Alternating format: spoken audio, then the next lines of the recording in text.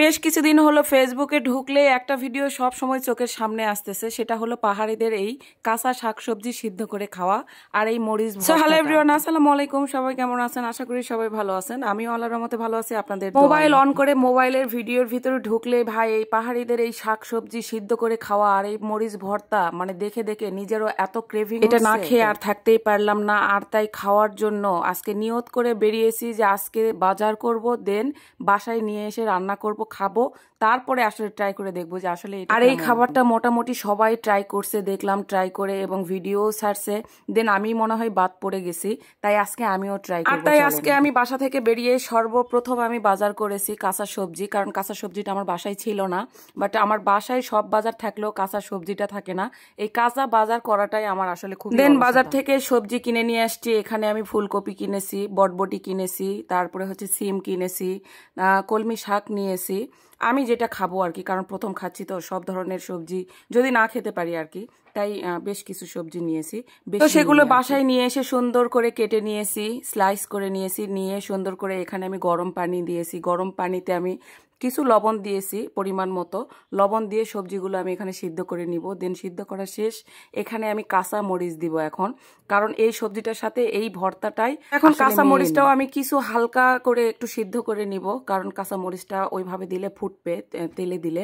তো আমি সিদ্ধ করে নিলাম। দেন এখানে আমি কড়াইয়ে একটু হালকা পরিমাণে তেল দিব, কারণ মরিচটা যেন পুড়ে না। এখন আমি কাঁচা মরিচটা এখানে দিয়ে দিব, সাথে আমি পেঁয়াজ কুচি দিব আর হচ্ছে কিছু রসুন দিব, কারণ দিয়ে সুন্দর করে একটু ভেজে নিব বেশ কিছুক্ষণ। একটু লালচে লালচে ভাব হয় না, ঠিক ওই রকম করে ভেজে নিব। এখানে আর তেল বা অন্য কোনো কিছু ইউজ করব না।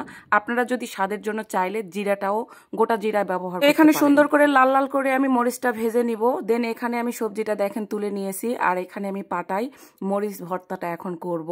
ভাই বিশ্বাস করেন, আমি পাটাই যে কত দিন পর্যন্ত এভাবে পিসিনি কোনো কিছু, মানে অভ্যেস নেই আর কি।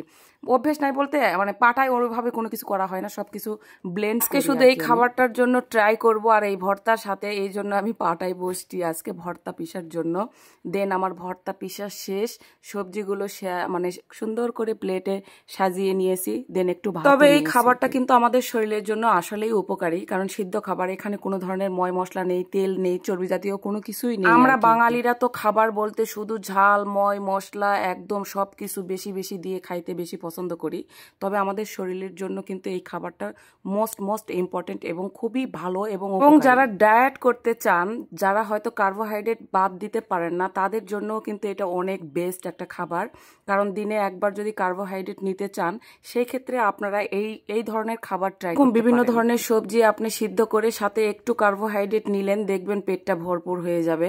সেই ক্ষেত্রে আপনার ডায়েট করতেও সুবিধা, শরীরের স্বাস্থ্যের পক্ষেও এক কথা। যাই হোক, অনেক বকবক করলাম, এখন আমি খাবো, দেন খেয়ে আপনাদেরকে রিভিউ দিব। কিন্তু বিশ্বাস করেন ভাই, আমি এখানে দেখাচ্ছিলাম যে কি কি সবজি নিয়েছি, আমি আপনাদেরকে ফার্স্টে এটা বলে দিয়েছি, বটবটি, সিম, আর এখানে হচ্ছে এটা কলমি শাক, আর হচ্ছে এটা ভর্তা, এক কথায় মরিচ ভর্তা।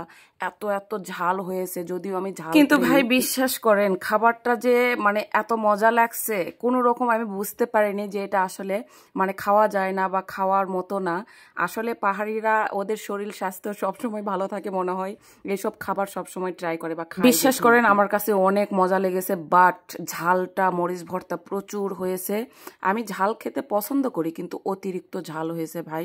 মরিচটা যে এত বেশি ঝাল এটা আমি বুঝতে। তবে ঝাল হোক আর যাই হোক, মনের ইচ্ছাটা তো পূরণ করলাম। এত ভিডিও দেখে যে ক্রেভিং হয়েছিল আমার খাওয়ার, সেটা তো অন্তত মিটাইলাম। আপনারা কিন্তু যারা ট্রাই করেনি তারা অবশ্যই ট্রাই করে দেখবেন, খেতে কিন্তু মন্দ না, অবশ্যই অনেক ভালো, শরীরের জন্য বেস্ট একটা খাবার। আমার খাওয়ার এক্সপ্রেশন দেখে কি মনে হচ্ছে বলেন? অনেক মজা না? সত্যি অনেক মজা। আর আমার কাছে যে খাবারটা মজা লাগে না সেটা আমি কিন্তু খাই না বা খেতে পারি না। আর এই ধরনের খাবার খেলে মনে হয় ত্বকের ব্রাইটনেসটাও অনেক বাড়ে, কারণ এখানে সবজির একটা পরিমাণটা অনেক বেশি থাকে, তেল ময় মশলাটা খুবই কম থাকে, তাই মনে করছি যে এবার এগুলো। তো যাই হোক, আজকের ভিডিওটা এই পর্যন্ত। আগামী ভিডিও পর্যন্ত সবাই ভালো থাকবেন। সবাইকে আল্লাহ হাফেজ।